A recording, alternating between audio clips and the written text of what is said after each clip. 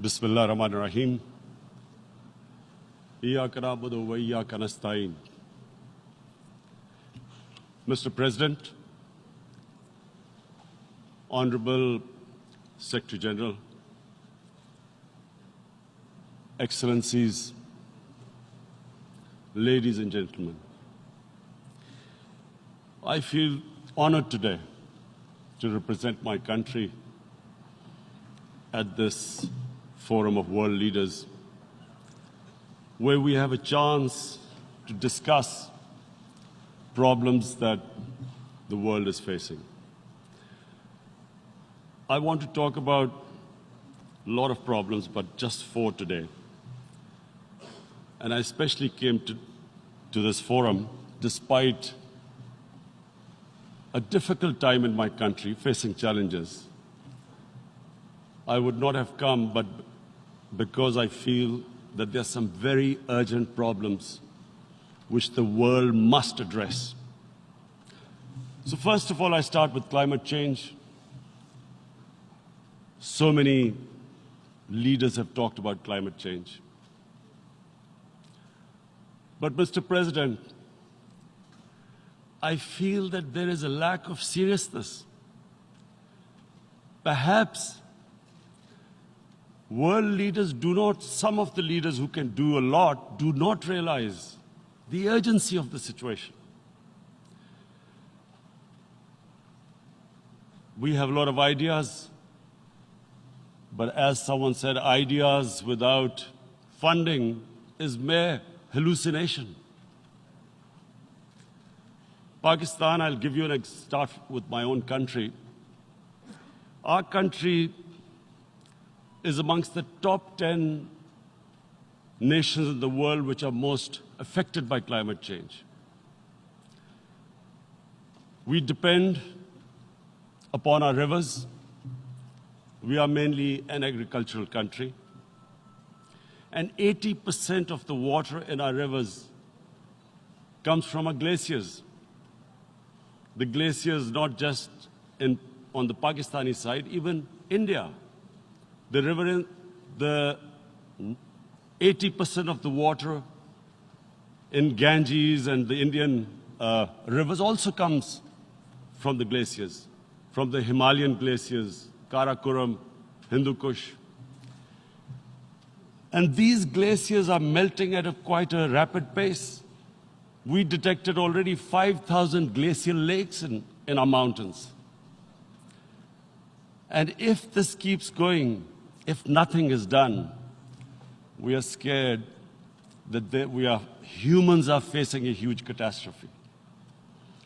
In my country, when my party came to power in the province of KP, we planted 1 billion trees in 5 years. Now we've set ourselves a target of 10 billion trees in Pakistan. Idea being to counter the effects of global warming. But one country cannot do anything. This has to be a combined effort of the world. My optimism comes from the fact that humans, the Almighty has endowed humans with great powers. We can do anything, provided our survival instinct is stirred up. And this is really what I hope that the United Nations will take a lead in this. There must be more emphasis. Richer countries must be pushed. Countries that are mainly responsible for greenhouse gas emissions. They must be pushed because our country contributes minuscule amount to greenhouse gases. So I feel that the United Nations must take leadership in this. My second issue for me right now is even more critical. Mr. President, every year, billions of dollars leave the poorer countries and go towards rich countries. billions of dollars siphoned off by the ruling elites of the developing world. And they find their way into Western bank accounts, offshore accounts, tax havens, expensive properties hidden behind companies bought in Western capitals. Mr. President, this is devastating the developing world. This is causing more poverty, debts. It's impoverishing the developing world. The difference between rich and poor countries is growing because of this. Money laundering, which happens because money leaves the poorer countries into rich countries, is not treated the same as, for instance, money from drugs or terror financing. The seriousness which terror financing and money from drugs, the way it is treated, it's not the same. The way the poor countries are being plundered by their elites. It's not happening. In my country, when I took charge of our government a year back, in the 10 years preceding that, our total debt went up 4 times. The debt we had accumulated in 60 years, just in 10 years, it went up 4 times. As a result, the total revenue we collected in 1 year, half of it went into debt servicing. How are we going to spend money on our human beings, 220 million people, when half the money is going into debt servicing? Because our country was plundered by the elites, the ruling elite. And easily they could get the money out. And when, Mr. President, we located properties in Western capitals bought by this money through corruption and money laundering, located the properties of these corrupt leaders, we find it so difficult to retrieve it. That money, if we retrieved that money, we could spend on our human beings. But it's so difficult. The laws protecting these criminals. We do not have the sort of money to have expensive lawyers and spend millions and millions of dollars. We need help from the rich countries. And, Mr. President, it's critical. The rich countries must show political will. They cannot allow this to happen. How can the poor countries spend money on human development, which the United Nations asks, SDG? How are we going to do it when this money can easily leave our countries? So, unless the rich countries intend to build walls to stop economic refugees coming as we see right now, they must take action. They must take action now. It must be a deterrent. Corrupt ruling elites should not be able to take money out easily and park it into foreign bank accounts and into these properties abroad. And I never understand why. Why do we have these tax havens? Why is this allowed? Why shouldn't rich people pay taxes? Why is it legal to have these tax havens where you have these secret accounts? Because, the world is changing. The population of the world is growing. Sooner or later, you're going to have a crisis. If the poor get poorer and the rich get richer, there is going to be a crisis sooner or later. So this is my second point. I hope that the United Nations takes a lead in this. It involves the IMF, the World Bank, Asian Development Bank. They must find a way of stopping this plunder of the developing world. My third point is Islamophobia. There are 1.3 billion Muslims in this world.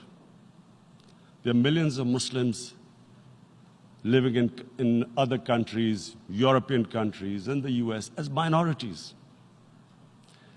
Islamophobia since 9/11 has grown at a pace where it is alarming. Human communities live together. There should be understanding amongst them. But Islamophobia is creating a division. Muslim women wearing hijab, it's become an issue. It's become an issue in some countries. Hijab is some sort of a weapon. A woman can take off her clothes in countries, but she can't put on more clothes. How is this happening? Because of Islamophobia. And how did this Islamophobia start? After 9/11. And why did it start? Because certain Western leaders equated terrorism with Islam. Islamic terrorism. Radical Islam. What is radical Islam? There is only one Islam. And that is the Islam we follow of Prophet Muhammad sallallahu alaihi wasallam. There is no other Islam. Radical Islam, Islamic terrorism, what message did they send to people in the West? And why is there Islamophobia? How is a person in New York, in the Midwest, in the US, in European capital, how is he going to distinguish between who is a moderate Muslim and who's a radical Muslim? Because terrorism has nothing to do with any religion. This Islamic terrorism, Islamic radicalism, and sadly used by leaders, this has been the main reason for this Islamophobia. And it has caused pain amongst Muslims. We in Muslim countries watch this Islamophobia traveling abroad, and it's getting worse. And may I just say, Mr. President, that in European countries, it is marginalizing Muslim communities. And we all know that marginalization leads to radicalization. Some of the people who ended up as militants in Syria and other places were from marginalized Muslim communities. And my point here is that we must address this issue. I'm sad to say that we Muslim leaders have not addressed this issue either. After 9/11, when this thing came about war against radical Islam, rather than Muslim leaders trying to explain to the West that there is no such thing as radical Islam, in all human communities, they are radicals. They're liberals and rest are moderate. All human communities, Christians, Jews, everyone has it. But Islam is not radical, neither Judaism, neither Christianity, neither Hinduism. No religion preaches radicalism. The basis of all religion is compassion and justice, which differentiates us from the animal kingdom. But unfortunately, the Muslim leadership was so scared of being called radical Islam that all of them became moderates. In Pakistan, we were in the eye of the storm, and our government coined a phrase called enlightened moderation. No one knows what it meant. But everyone started putting on Western suits that they were moderates, started speaking. Even those who didn't know English would speak English because they were moderates. No one had a clue what it was. Because we, in the Muslim world, did not explain to the West that there is no such thing as radical Islam. One of the reasons why, after 9/11, Islam was supposed to be equated with terrorism was suicide attacks. Because the 9/11 bombers did a suicide attack, all sorts of theories came up that the Muslims are involved in suicide attacks because they will get virgin in heavens. Some came up with, what about women, suicide attackers? So this bizarre thing happened. No one explained. Suicide attacks and Islam were equated.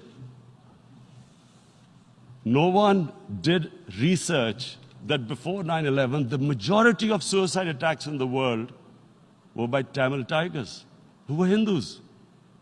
No one blamed Hinduism, and quite rightly. What has Hinduism got to do with what desperate people were doing in Sri Lanka? We all know we've seen films about Japanese kamikaze pilots at the end of the Second World War doing suicide attacks. No one blamed the religion. But here we were trying to prove we were moderates and not explaining to the West.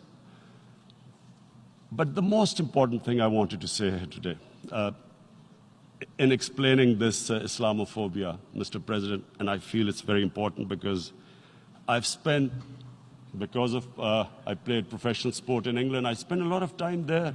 So I know how the Western mind works and how West views religion. So where the misunderstanding about Islam came. And one of the reasons it caused Islamophobia. That was,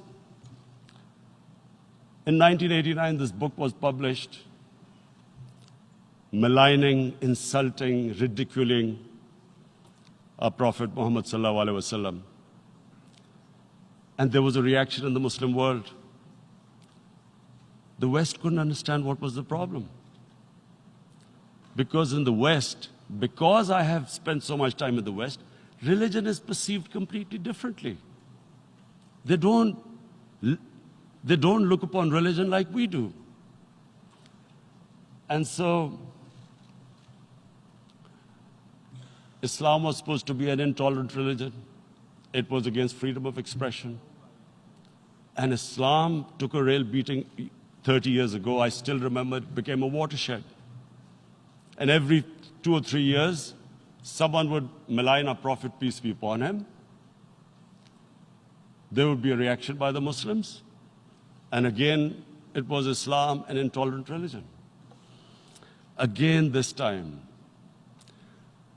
I blame a certain section of the people in the West who deliberately provoked this, knowing the impact it would have.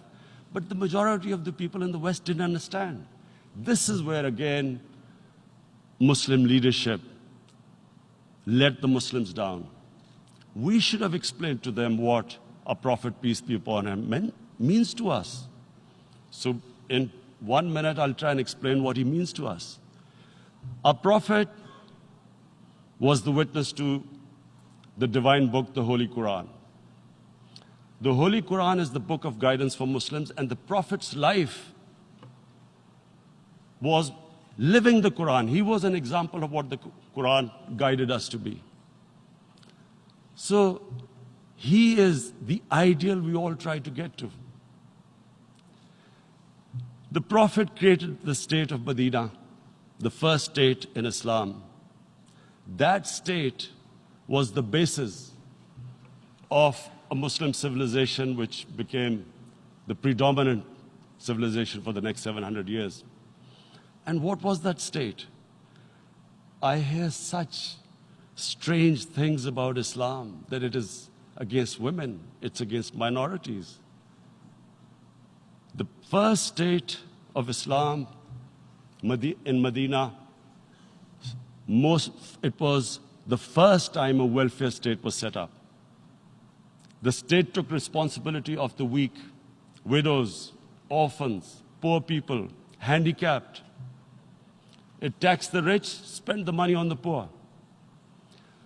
The state announced that all human beings are children of Adam, hence equal, whatever the color of their skin. The state announced, the Prophet announced that, and slavery, the whole system depended on slavery as it did for many years in the Western societies. The Prophet said that one of the greatest deeds is to free a slave. But because the society depended on slavery, he said, but if you have to treat them as an equal member of the family. And as a result, something happened in a Muslim world which hasn't happened in any other civilization. Slave dynasties appeared. Slaves became kings. The Mamluks, slaves who ruled Egypt. In India, there were slave dynasties. And then, with minorities, again, you hear that Islam is supposed to be against minorities. Let me just make this clear. In Islam, the Prophet announced that everyone was free to practice his religion. It was a sacred duty to protect the places of worship of all religions. He announced that every person is equal in front of law, whatever his religion or his color. And this incredible case, and I always quote this, that the fourth Khalifa, the head of state of Medina, he lost a court case against a Jewish citizen. So, number one, it showed there was a rule of law, no one was above law. And number two, that a Jewish citizen was an equal citizen.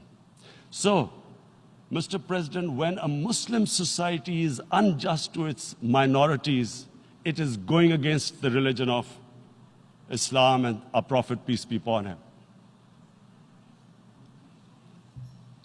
So, it is important to understand this. The Prophet lives in our hearts.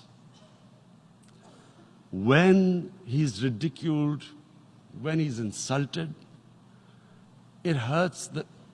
As we human beings understand one thing, the pain of the heart is far, far, far more hurtful than physical pain. And that's why the Muslims react. And I always thought that if I ever had the stage, I would try and explain this to the world community, especially to the Western community, because having lived in the Western community, people didn't understand this. When I first went as a teenager to England, there was a comedy film on Jesus Christ. It's unthinkable in Muslim societies. So we need to explain that, look, in a human community, we must be sensitive to what causes pain to other human beings. We have, in the Western society, and quite rightly, the Holocaust is treated with sensitivity because it gives the Jewish community pain. That's all we ask.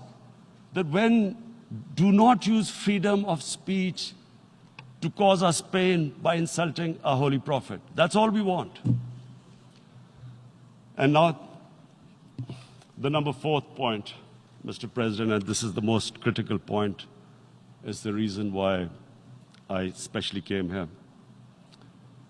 It is about what is happening in Kashmir. Before I go on this, I want to make one thing clear. That when we came to power, my first priority was that Pakistan would be a country which will try its best to bring peace. We had been through this war on terror. We joined the United States war on terror after 2001. And Pakistan went through one of its worst periods where 70,000 Pakistanis died and over 150 billion was lost to our economy. And Mr. President, I opposed the war because in the 80s, Pakistan had joined the Western countries in what was the freedom struggle then in Afghanistan against the Soviets. And it was funded by the Western countries. These Mujahideen groups, which were treated in guerrilla warfare, were trained by Pakistan Army, funded by the Western countries, and especially US, and they waged what was a freedom struggle in Afghanistan. The Soviets called them terrorists. We called them freedom fighters. 1989, the Soviets retreated. The Americans packed up and left.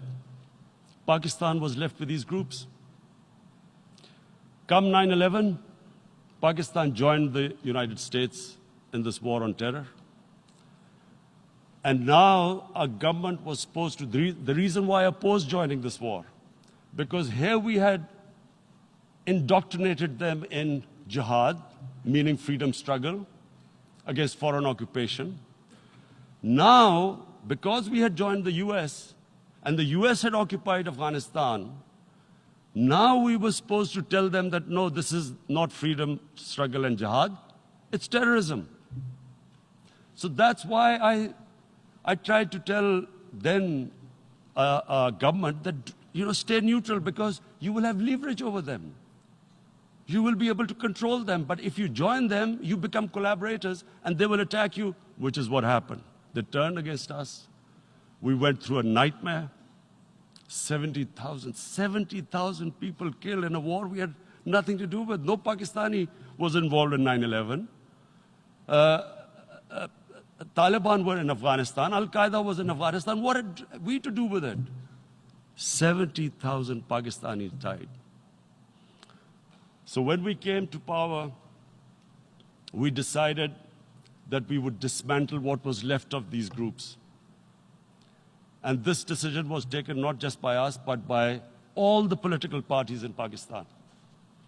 Unfortunately, they didn't implement it. So we came to power, we decided to implement it, and we dismantled whatever was left of the groups. And I know that India keeps accusing us that there are these groups there. I would like the United Nations to send observers, see for themselves what we've done. No Pakistani government would have dared to do this because it would have created strife. But we decided that there would be no militant organizations in Pakistan. So I need to give you this background and to what I'm going to say later on. And secondly, we started mending fences. I invited the Afghan president. We developed a relationship with Afghanistan. We had problems with Iran. We mended fences there. And then India.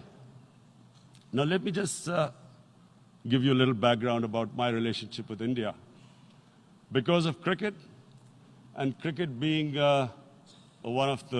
it's a passion in the subcontinent, I had great following in India. I have friends in India, and I loved going to India. So immediately, when my party came to power, the first thing we did was to immediately reach out to India. And I spoke to President Modi and I said, look, we have similar problems. Climate change, poverty, let's get together.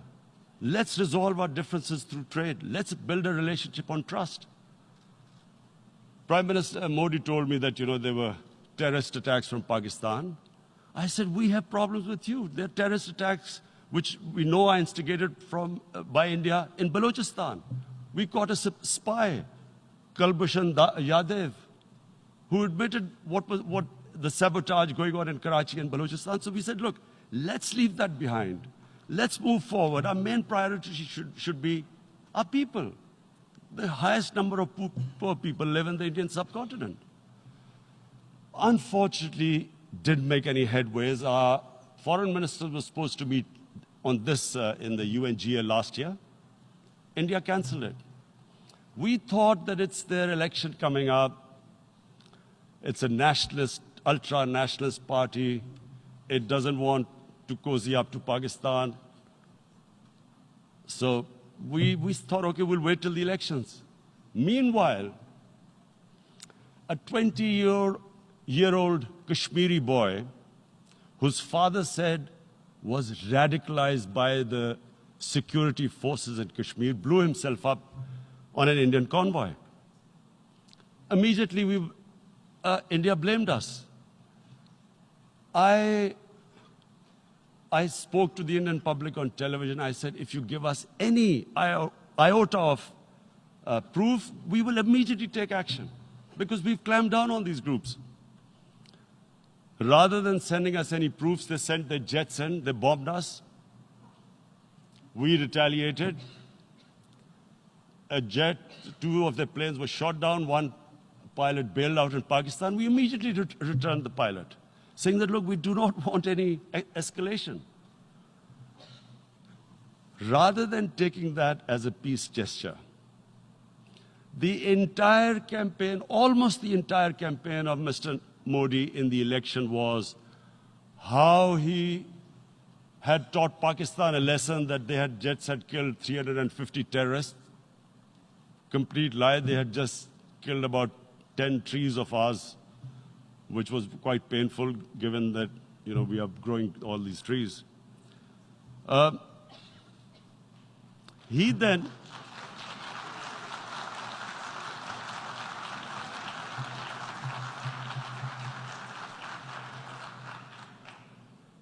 the election campaign, Mr. Modi used words like, this is just a trailer, the movie is about to start. I went into Pakistan and taught them a lesson. This was the election campaign. Okay, so we thought, us politicians make all these statements to win elections. So, okay, after elections, we'll get back to our normal relationship. Well, the moment the elections ended, we approached India, no response, but then we discovered they were trying to push us in the FATF blacklist to bankrupt us. That's when we realized there was an agenda. And that agenda became obvious on the 5th August when India went against 11 United Nations Security Council resolutions which say that Kashmir is a disputed territory and the people of Kashmir have the right of self-determination. They went against that. They went against Simla Accord, which is about bilateral, sorting out our differences through bilateral means, went against that. They actually went against the Indian Constitution. Illegally, they revoked Article 370, which gave Kashmir the special status. They got an extra 180,000 troops there. Total number of security forces in Kashmir now are 900,000. And they put 8 million people of Kashmir under curfew.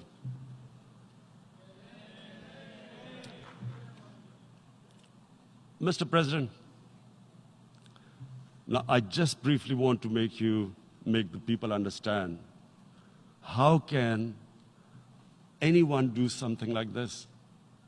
And for that, I have to explain to you what is RSS. RSS,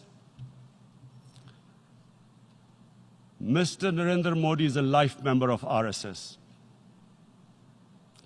RSS was an organization that was inspired by Adolf Hitler and Mussolini, came about in 1925. They believed in racial purity, racial superiority. They also believed they were an Aryan race like the Nazi believed they were an Aryan race.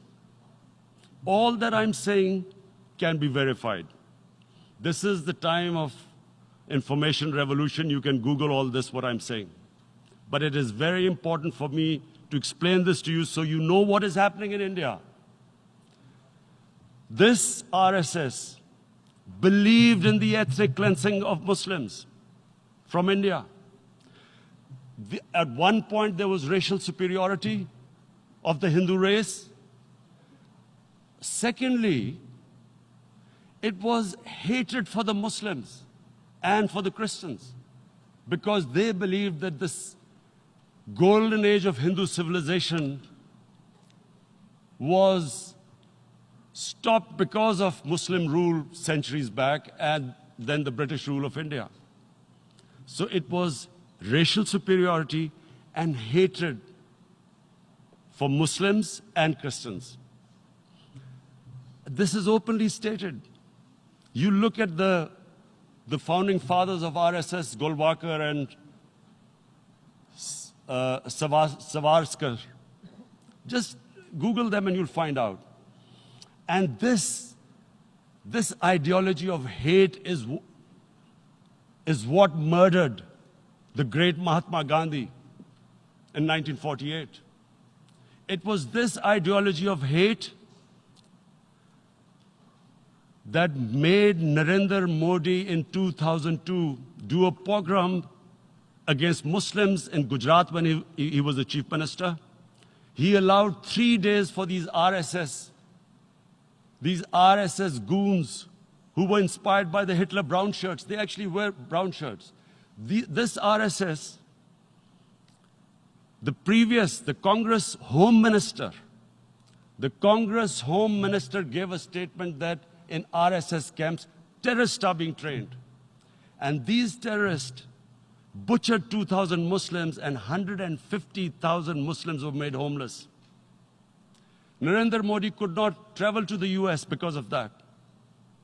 And I need to make you understand this background before I explain to you that what sort of a mindset would lay siege to 8 million people with 900,000 troops. Women, children, sick people, locked in as animals. In fact, of what I know of England, if 8 million animals were locked in, the RSPCA would have made a lot of noise about it. These are human beings.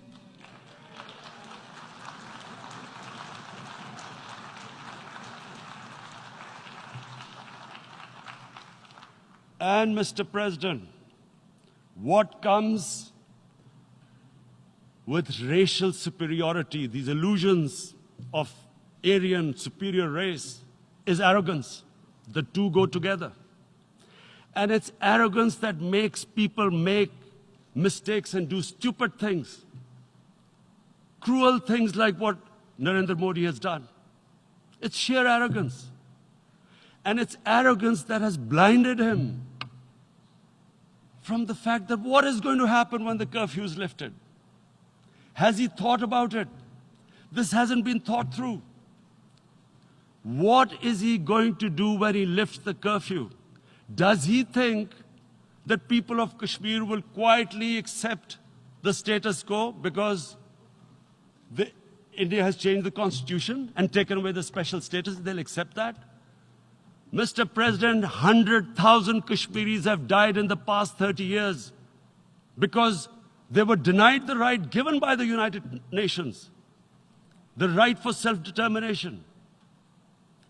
100,000 have died and 11,000 women have been raped. There are two United Nations human rights reports on this. The world hasn't done anything because India is a huge market, 1.2 billion people. Sadly, the material prevails over the human. But this has serious consequences. Again, I repeat, that's why I'm here. Look, what is going to happen when the curfew is lifted will be a bloodbath. The people will come out. There are 900,000 troops there. They haven't come to, as Narendra Modi says, he's done this for prosperity of Kashmir. This is supposed to be for the development. These 900,000 troops, what are they going to do when they come out? There'll be a bloodbath. Has he thought it through what happens then? Mr. President, has anyone thought that what happens when there is a bloodbath? What do you think the impact will have on people of Kashmir? What do you think they will think? The way they have been boxed in their houses, treated like worse than animals, no rights. Thousands of all the political leadership has been arrested, taken out of Kashmir. Even those Kashmiri leaders who were pro-India have been taken out. 13,000 boys have been picked up and taken to God knows which destinations. So what do they think? What will the people of Kashmir do when they lift the curfew? They will be out in the streets. And what will these soldiers do? They will shoot them. They've already used pellet guns, blinded young boys. In the last 6 years, the 5 years, the oppression that has gone on in Kashmir. And so, Kashmiris will be further radicalized. Mr. President, there will be another Pulwama.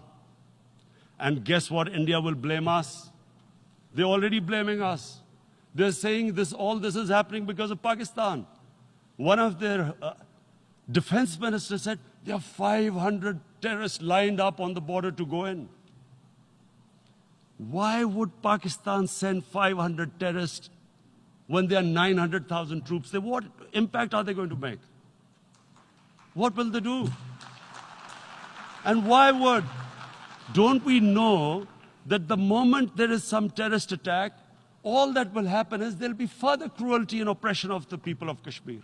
We will just give the 900,000 troops to further crush the people of Kashmir. And then we'll give the Indian government an excuse that, look, Pakistan is a terrorist state, and this mantra that has gone on, Islamic terrorism. The moment you use this catchword, Islamic terrorism, the whole world turns away. No one talks about human rights. You can do whatever you want, which is what has happened in Kashmir, because they keep using this word, Islamic terrorism. And this is what they're doing right now. What do we benefit from further increasing the cruelty on the people of Kashmir? And why would we want this? But there is no other narrative left for India. As when they lift the curfew, whatever happens, Pakistan will be blamed, and there is always a danger of another Pulwama. They might come and bomb us again, and then another cycle might start. And what does Narendra Modi think that 180 million Muslims of India are thinking right now? Aren't they watching these Kashmiris stuck inside for 55 days they've been stuck in? Aren't they watching? What do you think? Don't you think that the Muslims will be radicalized in India? And I'm talking about 180 million people. And when they get radicalized, there will be some incident in India somewhere down the line. Again, we will be blamed. And I'm warning you right now, again, we will be blamed. And, Mr. President, what about 1.3 billion Muslims who are watching this? And they know that it is only happening in Kashmir because they're Kashmiri Muslims. This is not happening to Kashmiri Hindus. They know that this is happening because of their religion. So what do you think they will be thinking? What do you think the Jewish community would think if they were, forget 8,000 Jews stuck like this? What do you think Europeans would think? What do we think? I mean, any human community, if their members are stuck like that, what do you think they will think? Are we a children of a lesser God? Is it not going to cause us pain? And then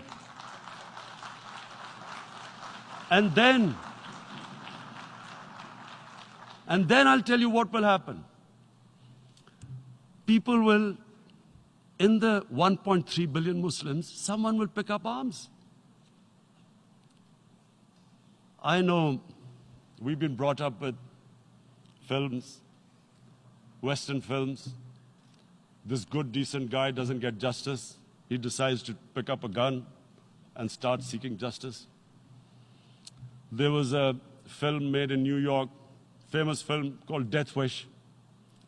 This guy gets mugged by and his family, his wife gets killed or something. He can't get justice. He picks up a gun and he goes around shooting muggers. And the whole cinema cheers him on. So what do you think the Muslims are thinking right now? If there is a bloodbath, there will be Muslims becoming radicals, not because of Islam, but because of what they will see that there's no justice when it comes to Muslims. There were Rohingya Muslims, Myanmar, who are, God knows, almost 1 million people out, ethnic cleansing. What was the response of the world community? So what do you think will be the response of 1.3 billion Muslims? I picture myself. I'm in Kashmir. I've been locked up for 55 days. I have heard about, and there are rapes, Indian Army going into homes, soldiers. Would I want to live this humiliation? Would I want to live like that? I would pick up a gun. You're forcing people. You are forcing people into radicalization. When people lose the will to live, what is there to live for? And this is what, if you can do this to human beings, you are actually radicalizing people. And so, Mr. President, I want to repeat here, this is one of the most critical times. There will be a reaction to this. Pakistan will be blamed. 2 nuclear-armed countries will come face to face like we came in February. And before we head in that direction, the United Nations has a responsibility. This is why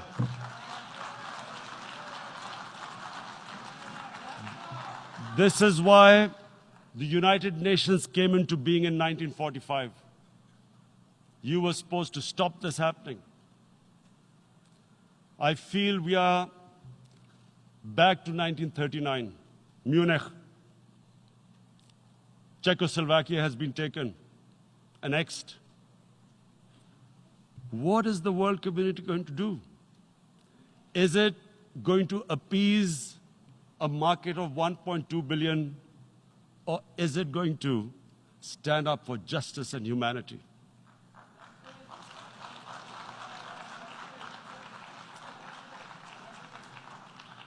If this goes wrong, you hope for the best, but be prepared for the worst.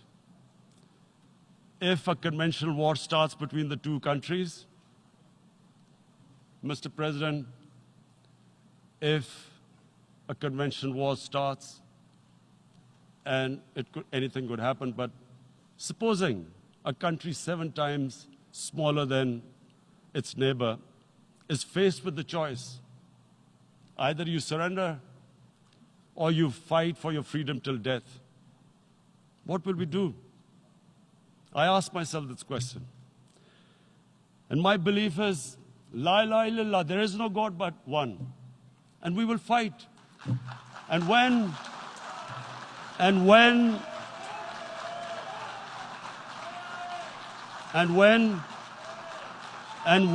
a nuclear-armed country fights to the end, it will have consequences far beyond the borders.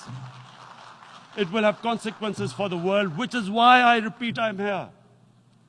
Because I'm warning you, it's not a threat. It's a fair worry that where are we headed? And I've come here to tell the UN, you've got to, this is a test for the United Nations. You are the one who guaranteed the people of Kashmir the right of self-determination. They are suffering because of that. And this is the time. This is the time not to appease like in 1939 appeasement took place. This is the time to take action. And number 1 action must be that India must lift this inhuman curfew, which has lasted for 55 days. It must free all political prisoners, and especially those 13,000 boys that have been picked up. Parents don't know where they've disappeared. And then